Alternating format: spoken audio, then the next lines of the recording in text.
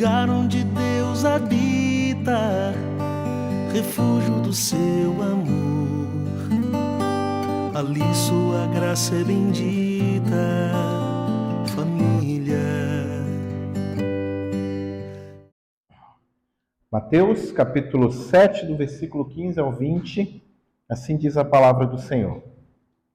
Acautelai-vos dos falsos profetas, que se apresentam disfarçados em ovelhas, mas por dentro são lobos devoradores.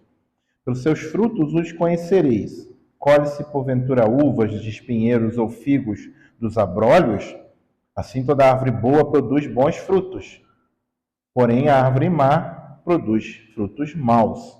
Não pode a árvore boa produzir frutos maus, nem a árvore má produzir frutos bons.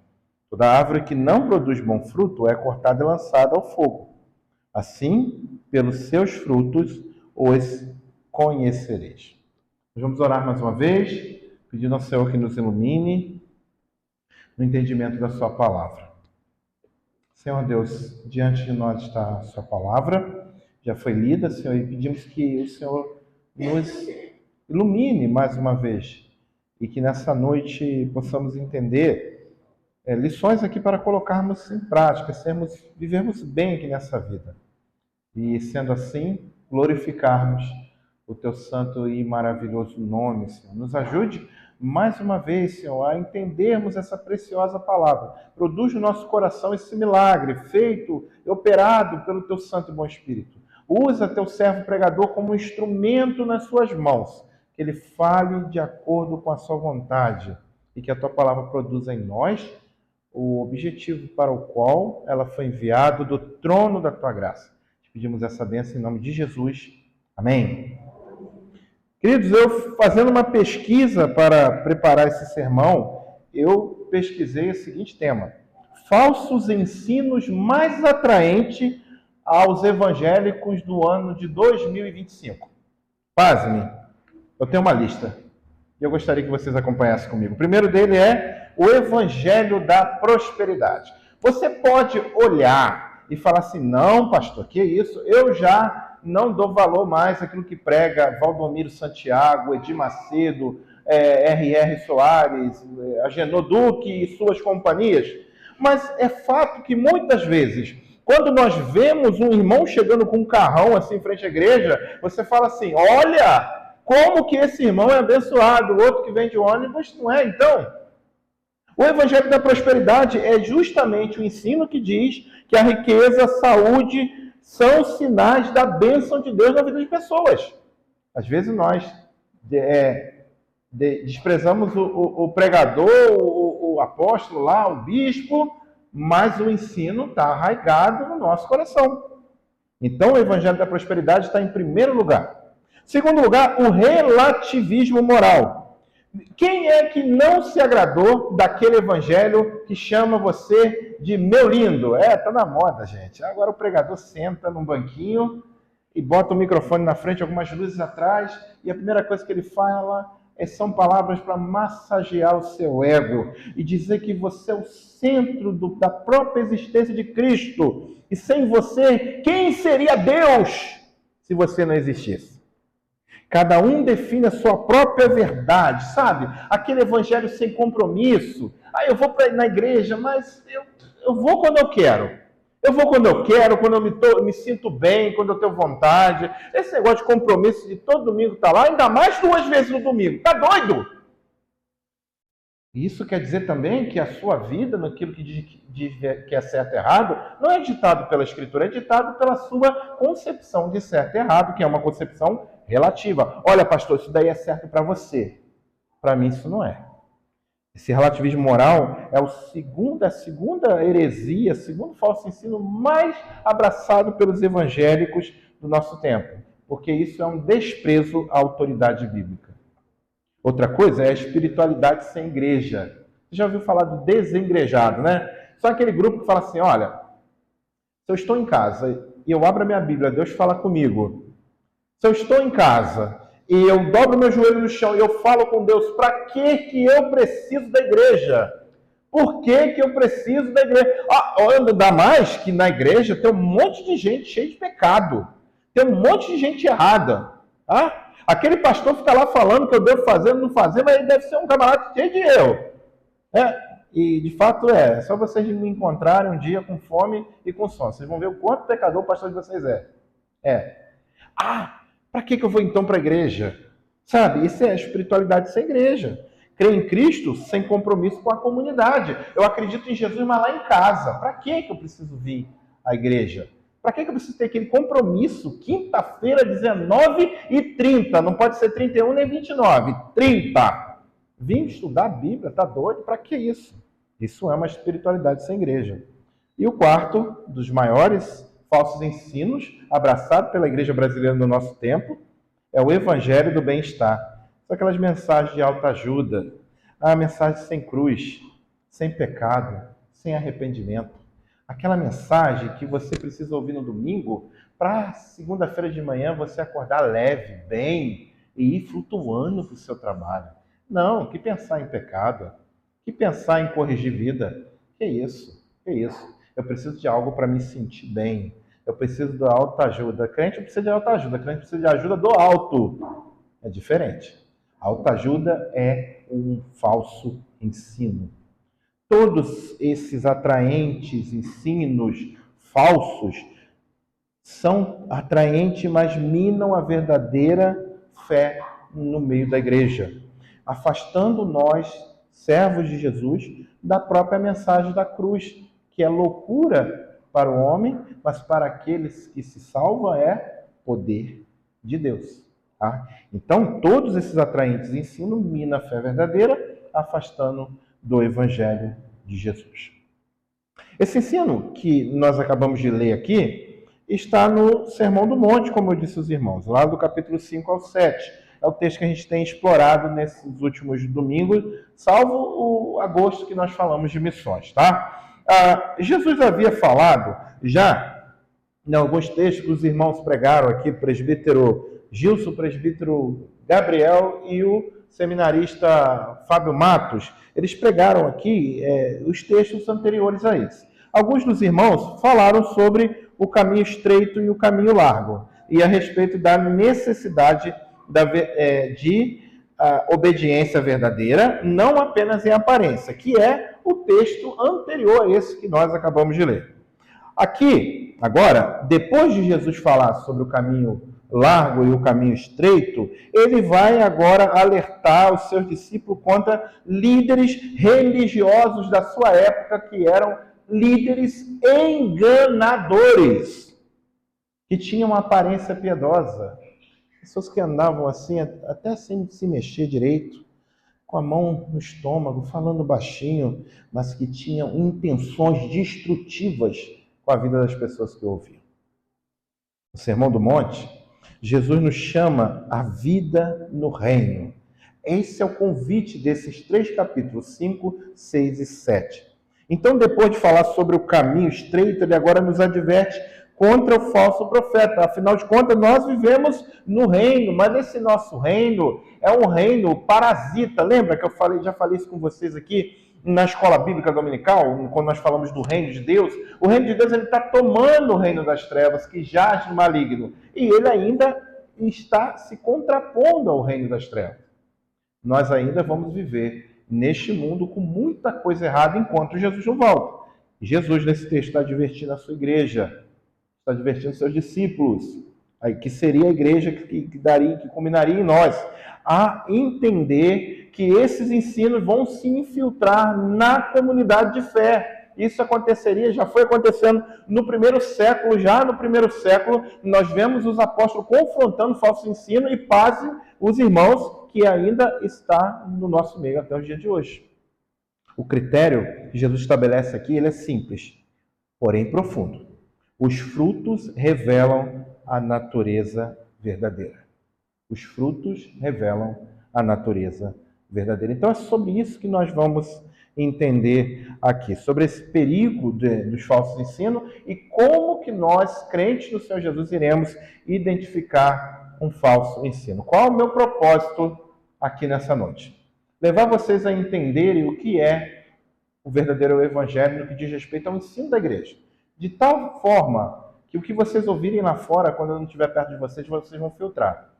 O que vocês ouvirem nas canções, vocês vão filtrar. Outro pregador que subir a esse púlpito, vocês vão filtrar. Afinal de contas, não existe nenhum interesse desta igreja de trazer um falso ensinamento para cá. As ovelhas de Jesus só se alimentam com o verdadeiro alimento, que é a palavra. As ovelhas precisam de pasto verdejante. Palha, eu tenho certeza que ninguém tem interesse nisso. Mas como acontece de muitas vezes alguns pastores, mestres, profetas por aí oferecerem palha, nós como ovelhas de Jesus precisamos entender, identificar o que é pasto verdejante e o que é palha. Então, de início, nós vamos aprender nesse texto, a partir do versículo 15. Vigie atentamente, porque nem todo que parece de Deus realmente é. Essa é a primeira lição que nós vamos aprender, e o primeiro conselho da palavra de Deus nessa noite. Vigie atentamente, porque nem todo o que parece de Deus realmente é. O versículo 15, ele começa dizendo assim: acautelai-vos. Acautelai-vos. A palavra aqui, na língua grega, é um imperativo presente ativo. Vou explicar aos irmãos o que é isso. O imperativo é uma ordem, pode ser uma súplica também, mas no contexto aqui a gente vê Jesus olhando de forma enfática para os seus discípulos, dizendo: acautelai-vos. E o que significa dizer que ele é um tempo presente? Porque ele não é algo que termina. Lembra que eu já falei para os irmãos que o presente na língua grega não é igual ao presente nosso no português? No português o presente é isso aqui, ó. Já virou passado. Esse tempo lá na língua grega tem outro nome, que eu não vou explicar hoje não. Vou deixar para a próxima.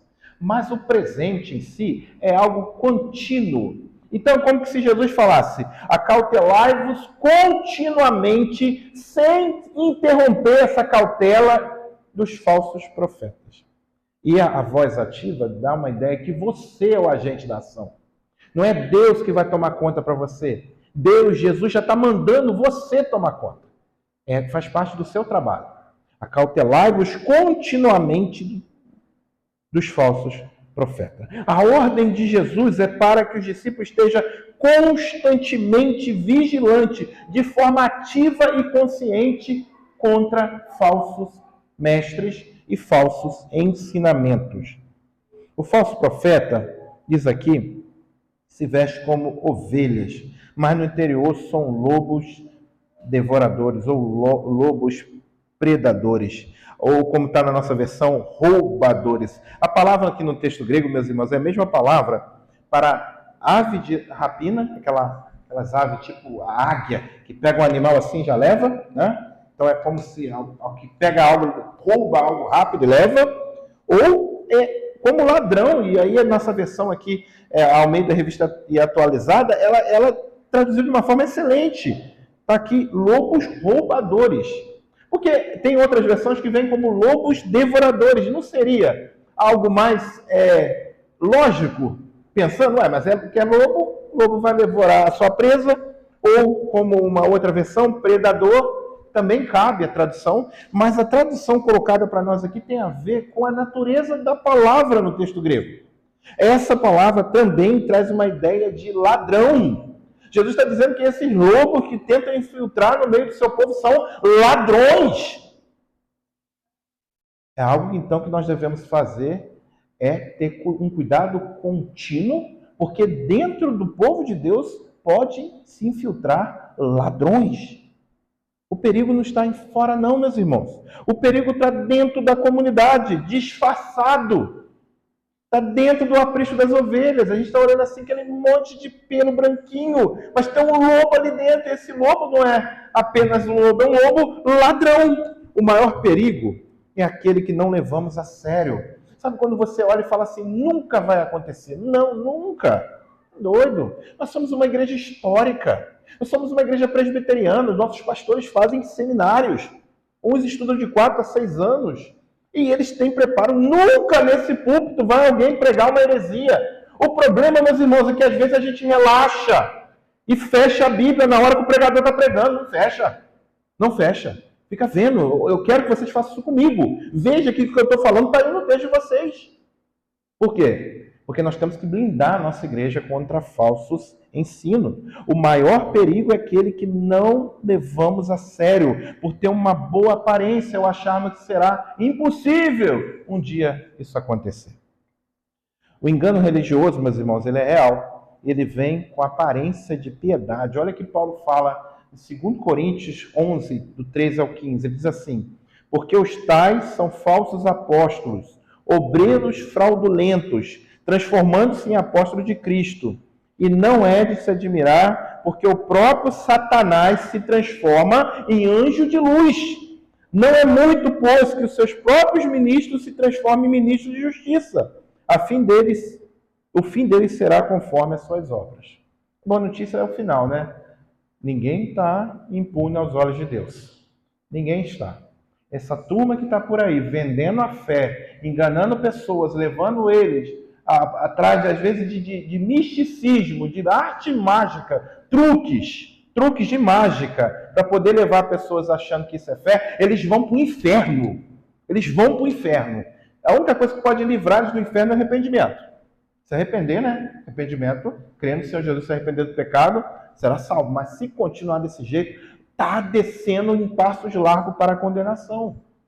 Mas Paulo também diz aqui, uma má notícia que ele diz para nós aqui, é que o próprio diabo pode se transformar em anjo de luz e enganar muitos. Imagina que ele não pode fazer com uma igreja desleixada, uma igreja desatenta, uma igreja que não presta atenção naquilo que é verdade e naquilo que é falso. Falsos mestres, meus irmãos, distorcem o evangelho para ganho próprio. A primeira característica que você vai encontrar é ganho próprio. Ganho próprio. Sabe? Essa covardia que existe aí no evangelicalismo brasileiro hoje é tudo para enriquecer bode, falso profeta. Você vê esses falsos profetas com patrimônios enormes e pessoas passando fome no seio da igreja. A característica de um falso mestre é isso. É explorar a fé do outro para ter ganho próprio. A fé cristã deve ser julgada, então, pela fidelidade à Escritura.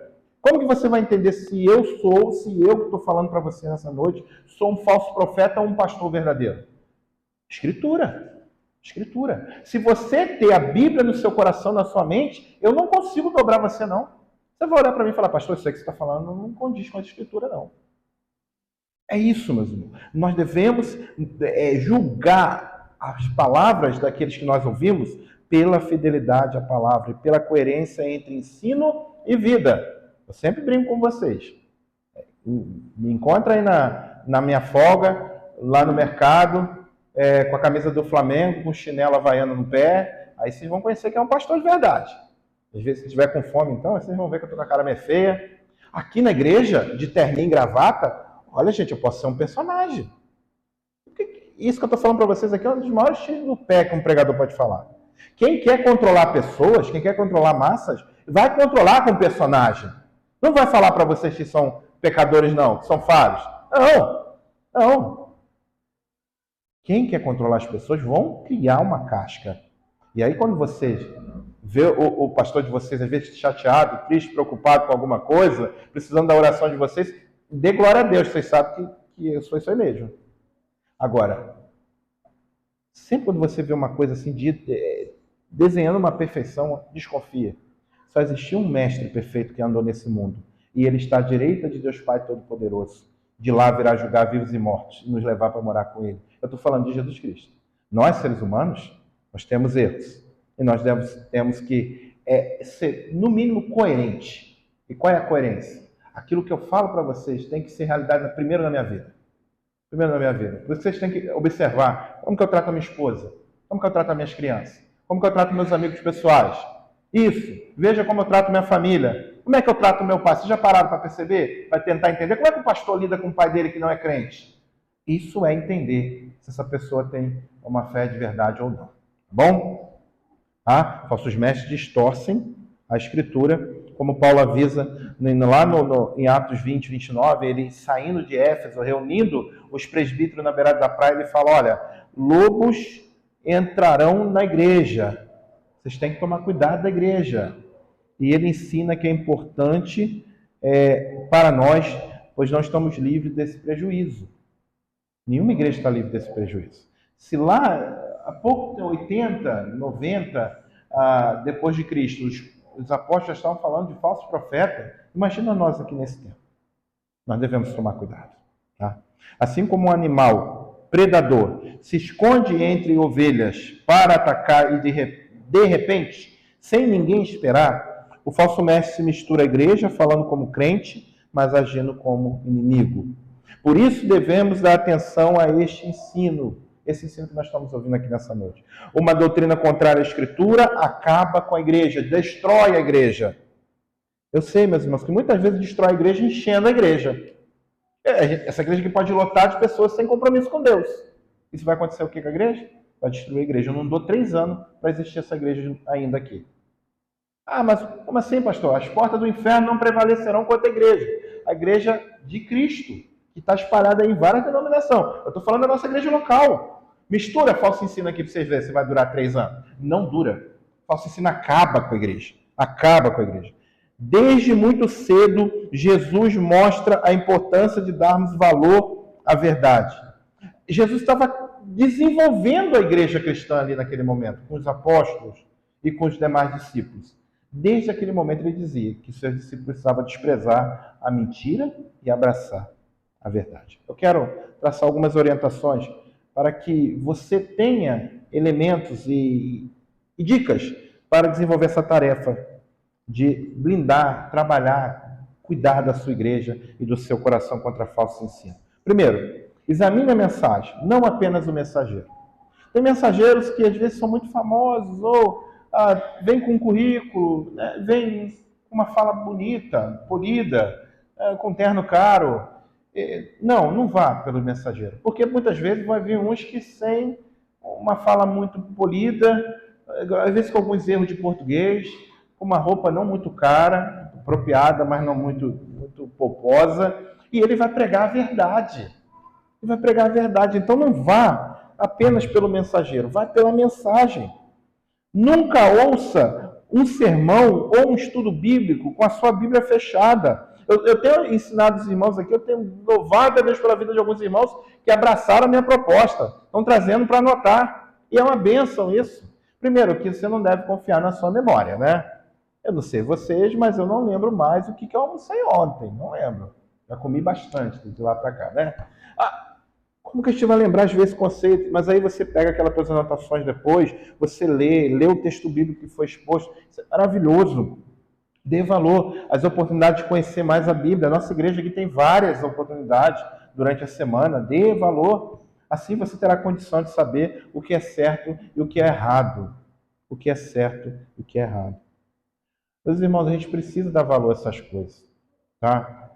Porque olha só, se o teu empregador pedisse você para fazer um curso depois do seu horário de trabalho, 1h30 depois do seu horário de trabalho, porque lá na frente você ia ter um aumento de salário, você viria e faria esse curso depois de ter trabalhado o dia inteiro. Você acharia isso precioso e você viria e faria esse curso. Mas às vezes a gente fala que, olha, temos as oportunidades de estudar a Bíblia, de orar durante a semana, e uma das desculpas legítima, correta, como nós ouvimos aqui, o reverendo Jair falando, né, que muitas vezes as coisas são corretas, verdadeiras, e que o diabo é especialista de fazer nós usarmos coisas verdadeiras para pecar contra Deus. Sabe? Invista na sua vida espiritual, invista. Olha, as quinta-feiras aqui têm sido maravilhosas. Nós estudamos a palavra aqui. Maravilhosa, em coisa assim, sabe, eu já terminei o estudo aqui, já fiquei 40 minutos depois do estudo, só tirando a dúvida dos irmãos aqui. E aí fechamos a igreja, ficamos com mais de 2, 3 irmãos ali fora, com a igreja fechada, e falando do estudo. Gente, Deus está fazendo algo maravilhoso aqui na quinta-feira, que você que não vem, você não está vendo. Você não está presenciando. Então invista na sua vida espiritual. Bom? Desconfie de ensinos que agradam a carne e não confrontam o pecado. Sabe aquele evangelho que conforta? Eu sei, o evangelho tem essa face também. O amor de Deus conforta. Mas o evangelho também tem a face da justiça. O amor de Deus conforta, mas acusa o pecado, confronta o pecado. Sabe, o amor de Deus, ele traz ânimo, ele traz o amor, mas ele também mostra que você não pode viver a vida que você está vivendo. Errada. Tem que se corrigir. Desconfie se a mensagem só tem uma face. Imagina só, se você pega uma nota de R$100 e você olha para o verso da nota está tudo branco. Vai falar assim, que nota esquisita é essa? Na hora você vai dizer que não quer aquela nota com a pessoa que está te pagando, não é? Por quê? Porque é uma nota falsa. Uma nota certinha tem dois lados, direitinho, uma nota correta, uma nota verdadeira. O evangelho é assim também, ele é igual a nota de dinheiro, ele tem duas faces. Ao mesmo tempo ele confronta e conforta, ao mesmo tempo ele é amor, mas é justiça. Se você tirar uma parte, vira uma mensagem falsa. Desconfie da mensagem falsa. Esteja atento. Existe muita mensagem falsa no nosso tempo. Esteja atento. E aí eu tenho uma palavra para vocês que são mais jovens. Cuidado com os influenciadores cristãos que tem por aí. Hoje na internet, meu Deus do céu, um monte de gente fala que é teólogo e coloca lá uns vídeos no Instagram e está ensinando um monte de gente aí. Ao ponto de que um dia a pessoa falou, botou lá no Instagram, assim, na internet, assim, meus 2 pregadores favoritos são Augusto Nicodemos e Edir Macedo. O que tem a ver uma coisa com a outra? Não tem nada a ver, né? Mas por quê? Porque as pessoas estão ouvindo, ficam vendo só aqueles cortezinhos do Instagram, aqueles videozinhos curtinhos, e nem ouvem uma mensagem inteira. Cuidado, tá, gente? Cuidado, porque às vezes aquele influenciador lá vai... Olha só, deixa eu falar uma coisa para vocês mais jovens. E vocês, como nós mais velhos, lutamos contra o pecado, correto? Se vocês não estão lutando contra o pecado, vocês estão se entregando ao pecado e aí vocês estão sem a luz de Cristo. Vocês precisam lutar contra o pecado. Vários pecados, que eu não vou listar aqui nesse momento. E muitas vezes nós temos a tendência de querer racionalizar o nosso pecado. É aquele, eu faço isso, mas também vocês não sabem da minha vida. Aí a gente quer dar razão para o nosso pecado. Aí você vem aqui na igreja, o pastor João prega contra o pecado. E vocês saem daqui, às vezes, até chateado com o pastor João. Que é um homem chato. Fica botando o dedo na nossa ferida, falando que está errado. E aí você quer ter uma razão para fazer aquele pecado. Você abre o Instagram, tem um pastor, que é pastor tão quanto o pastor João, que usa gravata tão quanto que nem a do pastor João, que usa até uma camisa azul, igual a do pastor João, e falou que aquele meu desejo é legítimo e que eu posso fazer, que aquilo não é pecado diante de Deus. Vocês vão me ouvir? Vocês não vão me ouvir. Vocês vão ouvir o camarada do Instagram. Agora a pergunta é, quem é que você confia para ser alguém que vai alimentar sua vida espiritualmente? Quando você pecar, errar, o pastor João não vai te chutar, não. Vai lá te ajudar a corrigir esse pecado. O camarada do Instagram vai te deixar abandonado do seu pecado. Cuidado, meus irmãos, com esses influenciadores. Seu lugar de aprender Bíblia não é no Instagram, é na escola bíblica dominical. Todo domingo pela manhã. É aqui que a gente aprende Bíblia. Tá? Deus tem levantado homens e mulheres de Deus para serem pessoas que vão te abençoar na instrução da palavra. Tá bom? Não, aprenda a verdade com pessoas que vocês conhecem. Com pessoas que vocês já tiveram experiência de ver eles doentes, chateados, no dia que perdeu dinheiro, que vocês já tomaram 5 cafés com eles, que vocês já almoçaram com eles, e que vocês sabem que são pessoas que amam vocês. Tá bom? Valorize. A nossa escola dominical é uma riqueza que tem igrejas que não tem mais. E vocês estão aí estudando Bíblia no Instagram. Ô, gente, domingo de manhã eu quero encontrar vocês aqui. Agora uma palavra para toda a nossa igreja.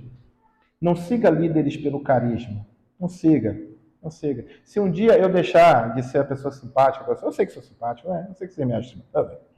Se um dia eu deixar de ser alguém que tem uma palavra agradável, não fique chateado comigo no dia que eu confrontar o pecado de vocês. Não fique chateado comigo no dia que eu olhar para vocês e falar assim, vocês estão errados, vocês têm que se corrigir. Porque não é assim que é a vida de um cristão. Se eu estou falando isso para vocês, é porque eu não quero que vocês vivam no erro. Eu não quero que vocês se condenem, tá bom? Uma hora, se eu já não falei isso, uma hora vocês vão ficar bravos comigo. Se for por causa do meu pecado, me dê a oportunidade de pedir perdão para vocês. Mas se for por algo que a Bíblia está confrontando, ou seja, o teu pecado, a única alternativa que você tem é de se corrigir. Ficar bravo comigo não vai mudar nada na minha vida. Mas se você se corrigir, vai mudar tudo na vida de vocês. Tá? Siga líderes não pelo carisma, mas pela fidelidade às Escrituras. Se eu abrir a Bíblia e mostrar para você que o que eu estou falando é verdade, você não tem a obrigação de me ouvir, mas você tem a obrigação de ouvir a palavra. Palavra. Ouça a Escritura. Isso é ouvir o ensino verdadeiro. Tá? Lembre-se, nós oficiais da Igreja Presbiteriana do Brasil, nós professamos que Cristo é o cabeça dessa igreja. E que nós só governamos, e que Ele governa a igreja por meio dos seus oficiais.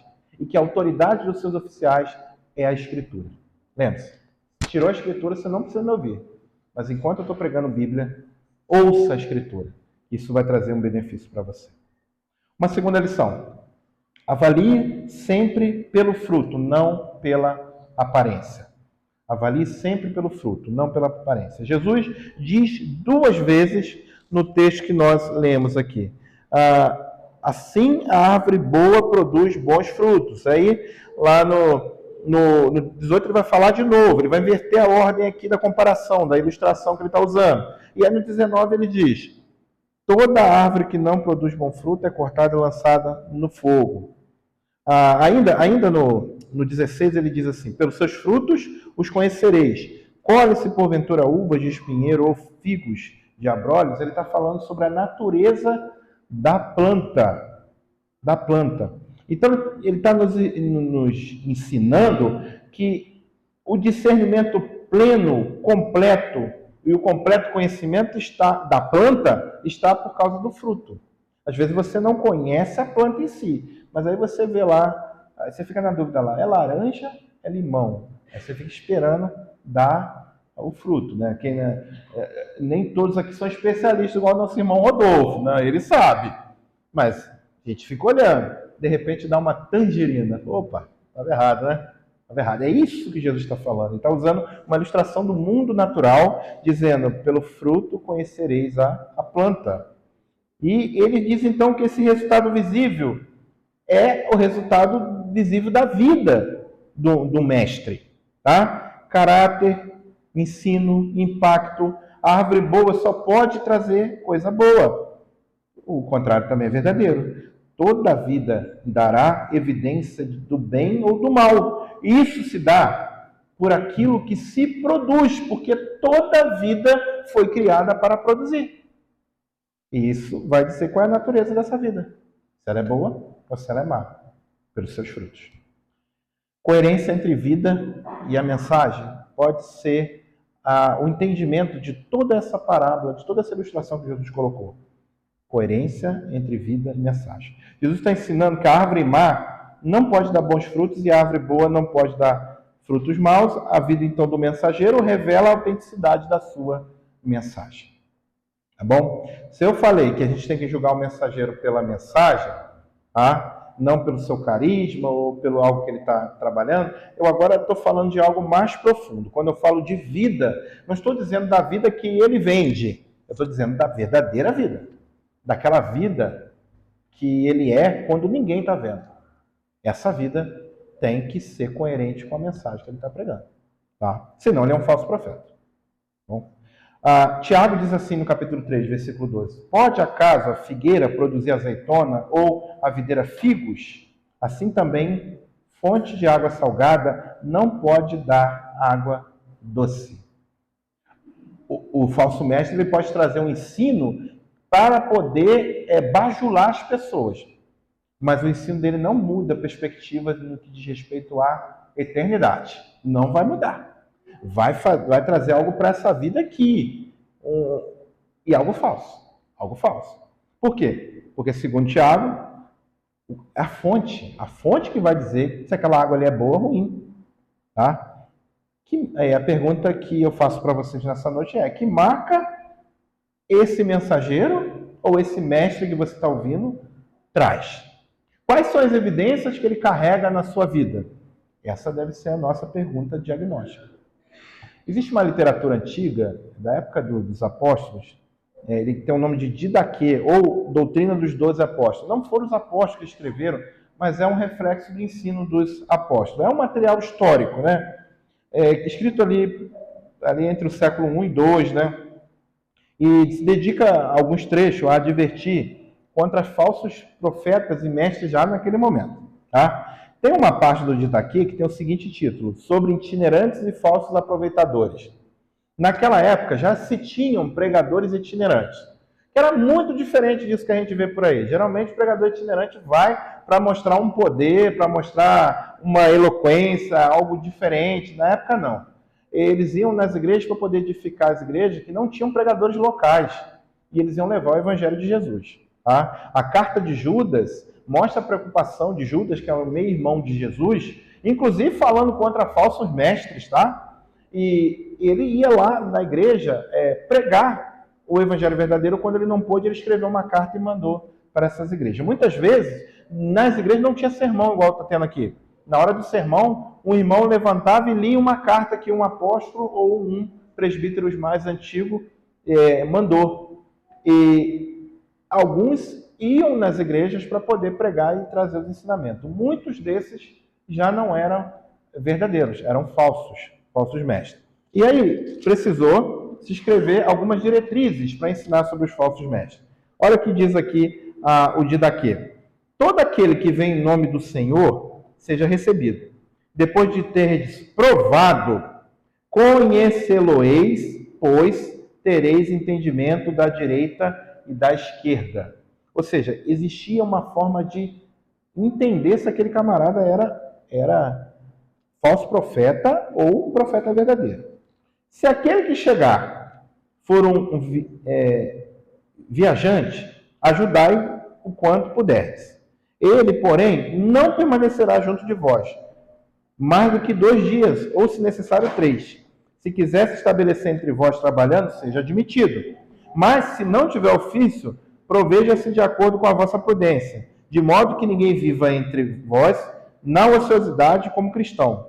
Se não quiser agir dessa maneira, trata-se de um comerciante de Cristo. Guardai-vos de tais pessoas. O que ele está dizendo aqui? Chegou um pregador itinerante. Receba, tá? Na época não tinha hotel, pousada, e tinha lá as hospedarias, eram coisas assim, fraquíssimas, caríssimas, e a igreja cristã era uma igreja pobre, né? Receba na sua casa com alegria. Mas se essa pessoa quer ficar 2 dias, no máximo 3, já desconfia da boa vontade desse pessoal. Está explorando a boa vontade de vocês. É isso que ele está dizendo, tá? Mas ele quer ficar, ele tem um ofício, ele quer trabalhar, ele quer ajudar a sustentar o que ele gastou, deixa ele ficando aí. Mas, pelo contrário, ele é um comerciante de Cristo. Olha o que ele está dizendo. Ele está chamando esses falsos profetas de alguém que está vendendo o evangelho, está vendendo a mensagem. Guardai-vos de tais pessoas. Então, para o Didaquê, essa literatura antiga, alguém que abusa da boa vontade da igreja é um falso profeta. É um falso profeta. Tá? Alguém que explora a igreja, que quer exigir da igreja mais que a igreja pode, é um falso profeta. Tá bom? O que nós aprendemos aqui então, meus irmãos? A verdade produz mudança em nós. Aquele que traz o ensino verdadeiro vai trazer um ensino de mudança.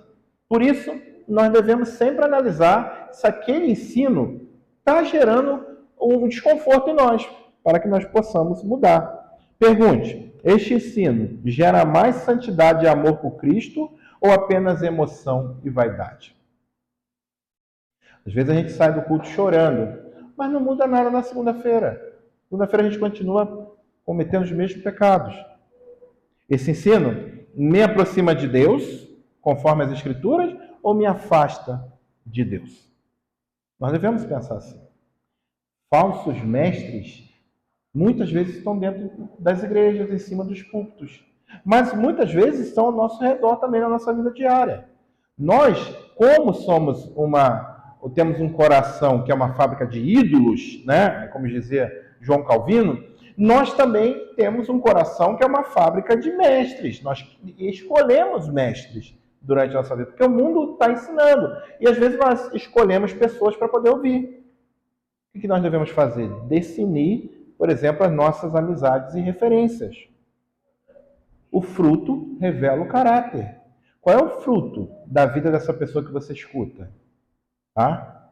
Qual é o caráter que ele está revelando? Você precisa prestar atenção. Tem alguém te aconselhando sobre casamento? Olha o casamento dele ou dela. Será que essa pessoa tem condição de te aconselhar? Será que o que ela está falando para você é uma regra para a vida dela ou lá na frente ela vai te enganar? Preste atenção. Isso é eleger falsos mestres para a nossa vida. Cuidado com o que te influencia. Por exemplo, vocês que namoram. Tem que prestar atenção. Tem um monte de influências por aí, traçando como a forma de namorar. Agora, a Bíblia tem um padrão. Você vai seguir qual padrão? do filme da Netflix, da série, do livro que você está lendo, dos colegas lá da faculdade, da escola, ou conforme as escrituras? Na forma que você trata pai e mãe, sabe? Você vai fazer igual o seu colega faz, a sua amiga faz, ou os seus parentes fizeram? Ah, pastor, eu já sou casado e não estou mais debaixo da autoridade, né? Porque enquanto está debaixo do teto do pai e da mãe, a autoridade é do pai e da mãe, tá bom, gente? Eu com 28 anos, eu saí para casar com o Juliano, morava com meu pai me dava horário para entrar dentro de casa e eu fazia. Hoje eu estou colhendo fruto porque eu tenho uma filha. Ela não pode sair daquilo que eu determinei, não. Por quê? Porque pai e mãe, deixa eu falar uma coisa bem séria para vocês. Pai e mãe são responsáveis pela nossa vida, enquanto a gente não sai para a independência no mundo aí para viver para a glória de Deus, né? Deus vai cobrar pai e mãe. Meu pai sabia disso. Mesmo sendo crente, ele sabia disso. Então, vocês vão ajudar o pai e a mãe de vocês sendo fiéis à palavra de Deus. Tá? Sendo fiéis à palavra de Deus. Mesmo nós que já somos casados, que às vezes temos algum compromisso com o nosso pai e com a nossa mãe. Não faz igual todo mundo faz, não. Faz por amor. Cuide por amor. Tenha a Bíblia como seu mestre, não as tendências aí da nossa sociedade. Tá bom? Cuidado, cuidado. A forma que você se comporta quando ninguém está vendo. É o seu coração que é o seu mestre, porque o nosso coração é uma fábrica de ídolos, né? A nossa justiça é como trapo de imundícia, como diz a Sagrada Escritura. Ou você vai pela palavra.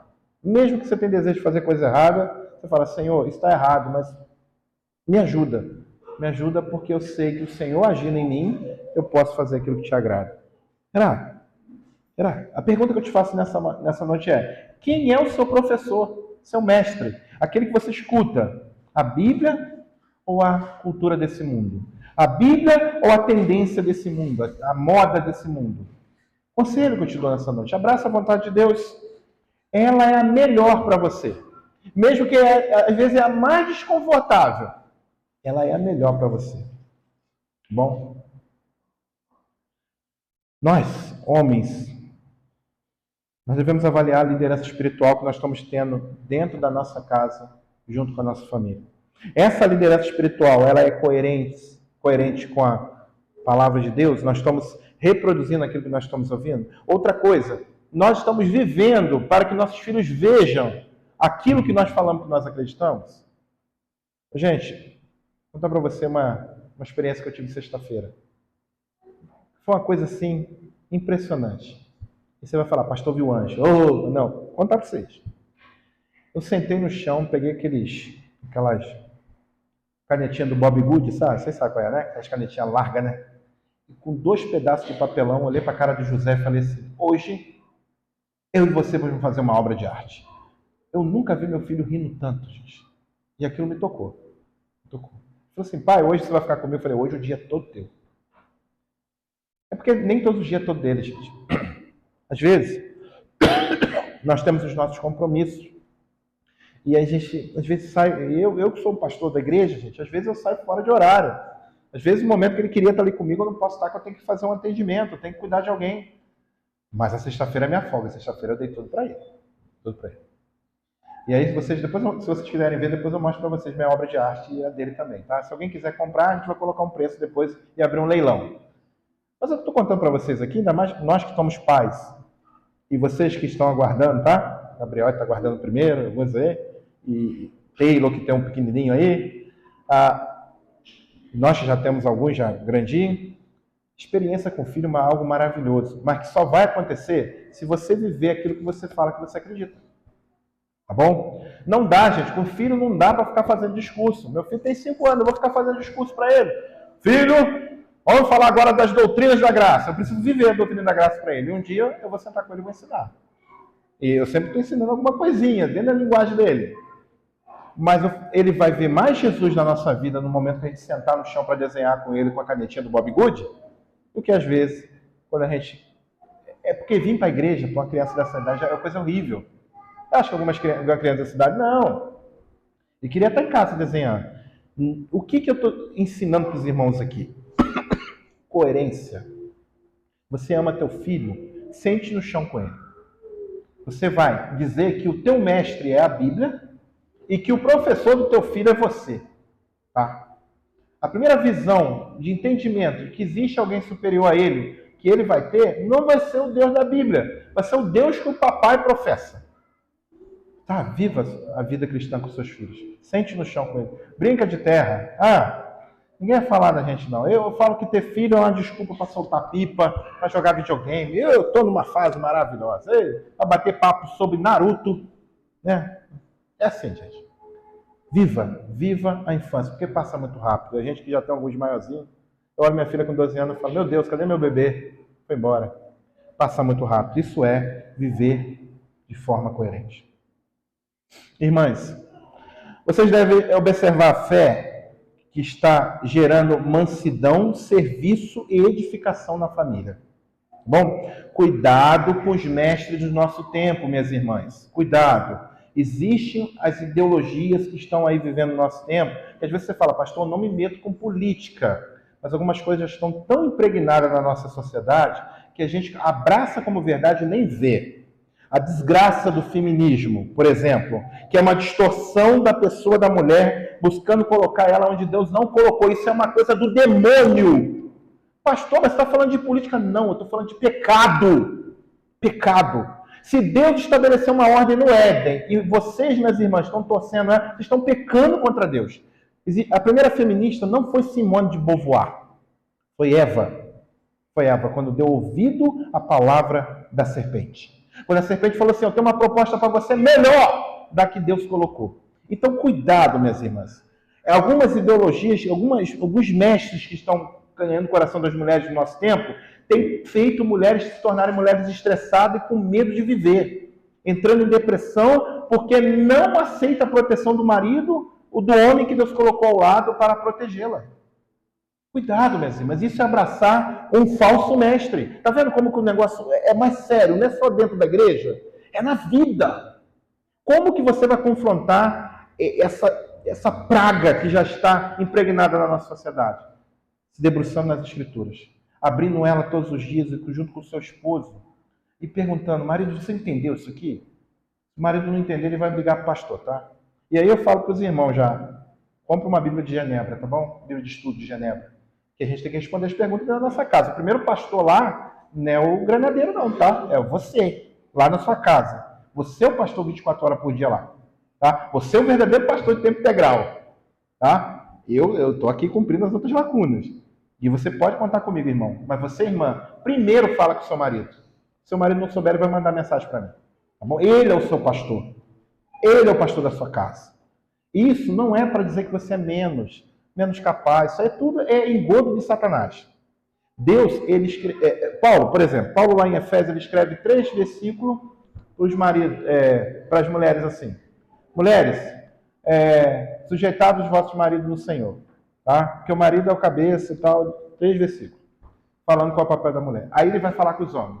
Maridos, amai vossas esposas, assim como Cristo amou a igreja, e ao ponto de dar sua vida por ela. Ele escreve 9 versículos falando da responsabilidade do homem. Por que Paulo escreve mais da responsabilidade do homem e menos da mulher? Porque ele está querendo tirar o peso de cima das mulheres que a sociedade naquela época já colocava. Porque pecado é pecado desde o Éden. Tá? Lá, o problema lá era não dar valor à mulher. O cristianismo trouxe o valor para vocês. O problema hoje é hipervalorizar vocês e colocar vocês no lugar que Deus não colocou. E isso vai trazer prejuízo para a vida de vocês. Tá bom? Entenda. Vocês precisam ser femininas, não feministas. Vocês precisam ser mulheres conforme a vontade de Jesus. E isso passa por o cuidado que Deus colocou na sua vida, que passa pelo marido que Deus colocou ao seu lado. Ouça a verdade de Deus. Abra a mão, renuncia os falsos mestres desse mundo e abra os braços para o mestre verdadeiro que fala por meio das Escrituras.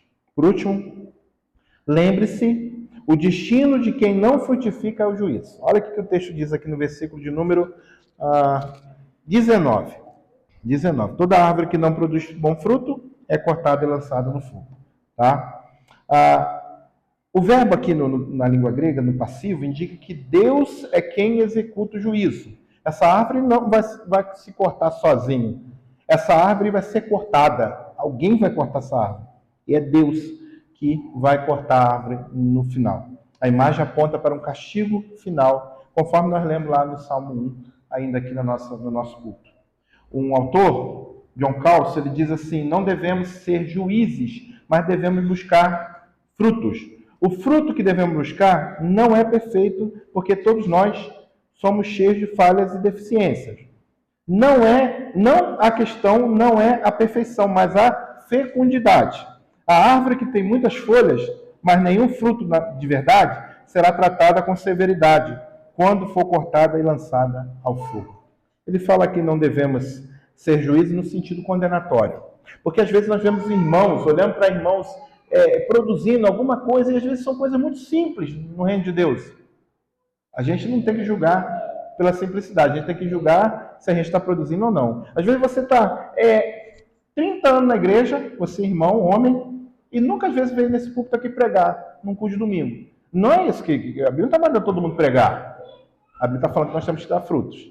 E aí, às vezes, você olha na história da sua vida e você vê que teve um momento na sua vida que você deu uma palavra para alguém que estava numa situação muito complicada, aquela pessoa que creu em Jesus, ou teve a sua vida mudada. Isso é produzir frutos, tá? Então, nós devemos olhar, não é a quantidade. A nossa análise deve ser: eu estou vivendo, estou produzindo? Porque se eu estou produzindo, é sinal que eu estou ouvindo aquilo que é verdade, é sinal que eu estou um verdadeiro mestre. Eu estou recebendo a verdadeira seiva, como diz lá em João, capítulo 15, né? Pois o Senhor conhece o caminho dos justos, mas o caminho dos ímpios perecerá. Ou seja, só existe dois caminhos nesse mundo: aqueles que estão andando segundo o conselho dos ímpios, se detém no caminho dos pecadores, se assenta na roda dos escarnecedores, ou aquele que amam a lei do Senhor e na sua lei medita de dia e de noite, como diz o Salmo 1. Bom? Jesus conclui que toda árvore que não produz bom fruto, então, é lançada no fogo. Isso aponta para o juízo final de Deus. O juízo de Deus é certo e santo, não há neutralidade. Ou se frutifica em Cristo, ou é destinado ao fogo. Isso não é que o fruto traz salvação.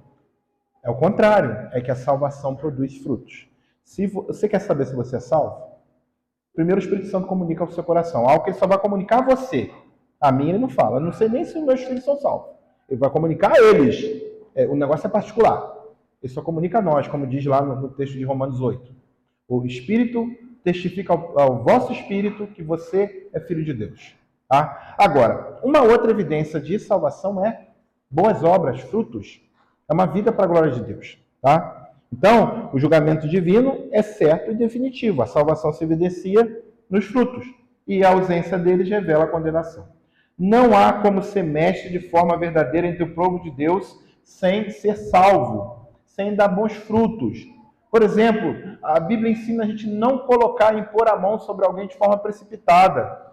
Sabe? Um oficial da igreja. Esse oficial tem que dar frutos para dizer que ele é um cristão. Por quê? Porque alguém que toma a liderança da igreja sem ser convertido vai trazer um falso ensino. É disso que Jesus está falando. É esse fruto que a gente deve prestar atenção. Por isso que nós, oficiais da igreja, somos provados por Deus e pela igreja. A igreja tem responsabilidade. Você não pode se eximir, ficar de lado na hora de analisar um candidato ao ofício da igreja ou ao sagrado ministério, como acontece também. Você deve olhar e falar: não, eu reconheço aquele irmão como presbítero, eu reconheço aquele irmão como diácono, eu reconheço aquele irmão como pastor. Por quê? Porque você é responsável por isso também. E como que a gente vai reconhecer? Pelos frutos. Tá? João 15, 8 palavras do Senhor Jesus. Nisto é glorificado meu Pai, em que deis muitos frutos. João Batista também diz lá em Mateus 3,10: toda árvore que não produz bom fruto é cortada e lançada no fogo. Não tem como uma árvore que é alimentada pela verdadeira palavra não produzir frutos. Se você está vivendo uma vida sem produzir algo de bom, é sinal que você não está ouvindo aquilo que é verdadeiro. Tá? É sinal que aquilo que está entrando no seu coração não é algo que vai trazer frutificar. Tá? Ou existe alguma coisa atrapalhando aí que você precisa tratar. Lá no sítio onde nós morávamos, em Vassouras, assim, no início do meu casamento com o Juliane, nós fomos morar na casinha no sítio lá e tinha um cajueiro que eu contei para Juliana a história que meu padrasto teve que cortar. E foi um dos dias mais tristes da minha vida, porque quando eu fui morar lá no sítio, eu tinha 10 anos de idade. E eu nunca tinha visto um cajueiro na vida. E eu fiquei pensando, agora eu vou ver o caju no pé, né? Mas aconteceu de uma praga cometer o cajueiro. E ela foi destruindo o cajueiro de dentro para fora. Um dia eu coloquei o dedo no caule assim, do cajueiro e o meu dedo entrou lá dentro. Ele estava todo podre por dentro. Aí o meu padrasto falou, vamos ter que cortar o cajueiro. Ele vai cair em cima da casa. Ele pode quebrar o telhado até machucar alguém. Eu não vi o fruto do cajueiro. Sabe, meus irmãos, falsos ensinos apodrecem a gente por dentro. Mesmo que muitas vezes a gente ache agradável. Eu sei que hoje, num domingo como esse, você fala assim, pô, o pastor pegou pesado, né? Eu poderia trazer uma palavra mais confortável. Vai chegar esse dia, tá? Vai chegar o momento. O evangelho também tem essa face. Mas hoje eu preciso blindar essa igreja contra falsos ensinos. Amanhã, isso não é profecia não. Isso acontece toda segunda-feira. Eu vou falar para você o que vai acontecer amanhã. Amanhã, no momento que você sair para trabalhar, para estudar, você vai se deparar com uma coisa, com um ensino que é contrário à palavra de Deus, que você vai ser tentado a obedecer aquilo ao invés de obedecer a Bíblia. Mas você vai te apodrecer por dentro. Tá bom? E se você continuar se alimentando com aquilo que não é bom, daquilo que não é verdadeiro, daquilo que não traz paz, daquilo que não traz louvor para Deus, você vai apodrecer. Você uma hora vai cair. E aí só resta o fogo. Hoje é o momento de nós nos arrependermos. Ensino que não produz frutos, não traz vida para nós que somos servos de Deus. Então examine a sua vida agora. Você está produzindo frutos ou você está vivendo um cristianismo de aparência? Sua fé é só discurso de domingo ou tem frutos e pureza e testemunho? Seu trabalho e família veem frutos de Cristo em você? As pessoas sabem que você é crente? Sua vida mostra o perfume de Cristo na sua prática diária? Você foi salvo não apenas para escapar do juízo. Você foi salvo também para dar frutos. Abrace o verdadeiro ensino, que é essencial para que você produza. Valorize a sua oportunidade de aprender o Evangelho, o verdadeiro ensino. Essa prática vai mudar a sua vida. Você não foi feito por fogo. Você foi feito para morar no novo céus e nova terra, onde habita a justiça. Quero concluir dizendo que o melhor ensino é o verdadeiro. E a verdade dói.